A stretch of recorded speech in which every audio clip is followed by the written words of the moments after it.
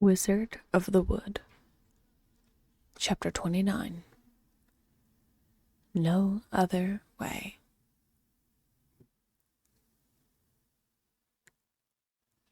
Spring was settling into the land. The clutches of winter were slipping as fast as the ice and the snow on the branches nestled in the trees along the edges of Fanged Ridge could melt. The smallest of creatures were returning from their hiding places back out into the open. The plants were beginning to show their faces once again, as the light of the sun kissed them. Gentle warmth guided the day, spreading like a warm embrace across the valley and through the trees. The wind was scented with the promise of spring. The brooks were babbling with the winter water. The cool streams filled with the icy water of melting snow danced in the morning light. It was there, in the shade of the side of the mountain, that Ryler found himself studying, laying in the crook of Essie's neck as she read her various texts aloud to him. Some of the books were ones she remembered, and they were filled with stories she had heard from Caven, or stories Ryler had told her in passing as they spent more time with one another. Other books were ones that Essie had composed of things that she remembered. It was at Ryler's insistence that Essie actually write everything she remembered down into her parchments and into her books. Essie initially resisted him when she heard he wanted her to write everything she remembered down into one of her many books. I told you, Ryler, I cannot change the past. I am not able to change the past. Why would I write it down and try to recall it if it has no influence over who I choose to be now? My memories of who I was. And I choose not to be that anymore, she said over and over. Essie's stubbornness was matched only by Ryler's determination. Essie, it is good to remember these things, he reminded. And if I do not want to remember? Asked Essie. If I would rather keep everything nice and tidy and tucked away. Then, at the very least, you need to get it out of your head so that it doesn't hurt you. Weren't you the one who said that poison must be drawn from a wound before it can hurt you? Or something along those lines, stated Ryler. Essie remembered smiling at hearing Ryler say these things, somehow drawing reassurance that her education was taking root in his mind. I did indeed say that, replied Essie. I may not agree or like it, but I will comply with your request if it makes you happy. Ryler's smile that day was a thoughtful, caring one. It brought her reassurance, like she was doing the right thing, even if she wanted to outlast the stubbornness of her handheld companion.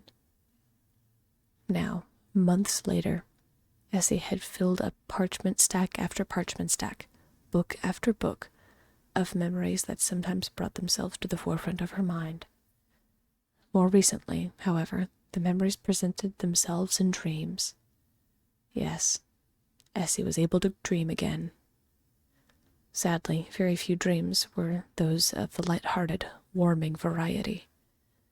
Many of the memories were the same ones from her time when she was suffering at the hands of her captor, that wicked woman, Damia. Sometimes, Essie felt tired of writing the same memories over and over again. Then again, it sometimes brought about new details that Essie had not noticed before. At the very least, it helped get the thoughts out of her mind and kept them from distracting her at every chance they had. Somehow, it was like moving the memory from one place to another by writing it down. Keeping it away from her and her mind was helping. The book she read now was one of her memories from Caven. It was one of the more educational ones, where she and Caven had gone out venturing in the wilderness for herbs and spices for dinner later that night. Caven was riding on Essie's shoulder when they came upon a particularly slippery patch of mud. The day was beautiful and crisp, though the sun held no particular warmth for me.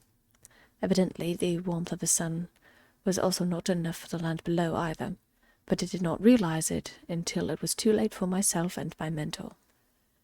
When I went to cross the patch of viscous mud, Caven adamantly warned me that I ought to be sure-footed before attempting to traverse the slick terrain. Caven insisted that he had traversed the terrain first. But I would not hear of it. I insisted I was capable. Little did I know it was a fool's errand, and that I was walking into an enormous embarrassment waiting to happen, said Essie as she flipped to the next page to continue reading. No sooner had I taken 3 steps into the slickened terrain did I suddenly realize that the top layer was merely ice that covered the slick mud. Double the slickness, double the prideful fall I soon endured. Much to Caven's dismay, he too was subjected to the humiliation of falling flat on his back, as I had done, cracking my skull, which left me with a headache for the next day to follow. Essie, stated Ryler as he leaned against Essie's neck and continued to listen. Essie stopped reading aloud and focused her attention on her handheld companion. Yes? Essie prompted.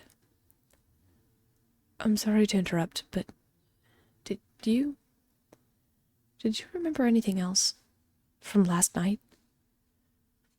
Essie knew immediately what Ryler was referring to. The dream from the night before. Essie closed her eyes and thought for a moment about what she had seen. A fragmented mirror. Some woman screaming, begging for a mysterious her not to be taken. A beautiful cottage surrounded by sunflowers. Sadly, nothing else. Essie shook her head. No, nothing else, she said softly. Trust me, I will inform you the moment I rediscover something that needs rekindling. I do trust you, reassured Ryler. I just want to let you know that I'm here if you want to talk about it. I know, said Essie, smiling thoughtfully as she reached up and gently tapped Ryler's boot. Now, no distracting yourself from your studies. Essie, sorry, just one more question, said Ryler. Do you want to learn more? I do not follow, Essie said apologetically. That barrier, the barrier veil thing that you say is keeping your memories at bay. Do you want to learn more? Asked Ryler.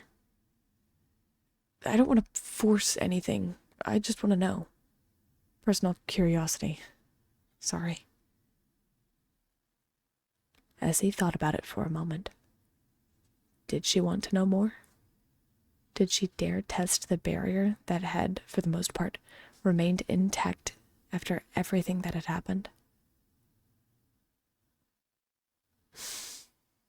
At the moment, no, stated Essie. Perhaps one day I will dare to test the barriers that my mind has constructed to protect me. I know I am not defined by the things that I may or may not have done in the past, but I have to truly be myself in the present before looking at the past. I think it will make me stronger. Does that sound foolish? Not at all, reassured Ryler. I think that's very insightful. I'm glad you know this about yourself. Months ago, I don't think you would have given the same answer. Well, it is easier when you have a friend to talk to, stated Essie, smiling over at Ryler, who she noticed was smiling back. Agreed, he said. And I wouldn't have it any other way. Ryler never knew his life could be like this. He was being educated. He was learning every day, studying histories and herbology. He lived with a thoughtful, caring, and yet reserved woman who was dedicated to furthering her knowledge at every opportunity. He lived with a giant, and not just any giant. He lived with Isilia Sere, first of her name. He lived with the Wizard of the Wood, and he wouldn't have it any other way.